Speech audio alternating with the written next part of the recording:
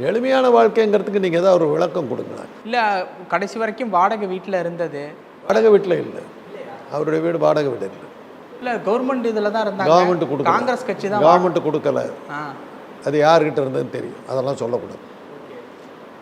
அவருடைய வீடு தான், அவருடைய வீடு தான். போய் பாருங்களேன், இங்கே இருக்குது, நான் இன்னும் தானே போய் அண்ணா வீட்டை போய் பாருங்களேன், எப்படி இருந்ததுன்னு போய் பாருங்க. வீடு என்ன காஞ்சிபுரத்தில் இருக்க வீடா? இங்கே வில்லேஜ் ரோட்டில் போய் பாருங்க, யார் எளிமையான வாழ்க்கை வாழ்ந்தாங்கன்னு போய் பார்த்தீங்கன்னா தெரியும்.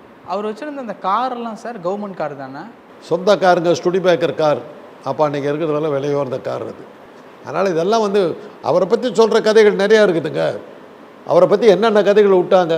ஒருத்தர் ரொம்ப தீவிரமான ஆதரவால் அவங்க ஜாதிக்காரரோ யாரோ ஒருத்தர் ஒரு நதியில் அணை கட்டுறதுக்கு முடிவெடுத்தார். அப்போ ஒரு என்ஜினியரை கூப்பிட்டார். அந்த என்ஜினியர் இதில் இந்த பிரச்சனையெல்லாம் இருக்குதுன்னும் போது, அந்த பிரச்சனையெல்லாம் இருக்குது, இருந்தாலும் கட்டுங்கிறதுக்காக தான் உன்னை நான் கூப்பிட்டேன் அப்படின்னார்.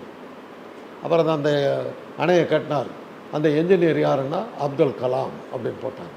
காமராஜரை உயர்த்தி பேசுகிறதுக்காக எழுதின கதை இது. அப்துல் கலாம் விண்வெளி ஆராய்ச்சியாளர், அவரை கூப்பிட்டு டேம் கட்ட சொன்னார்னு எழுதினாங்க. அதை போட்டாங்க.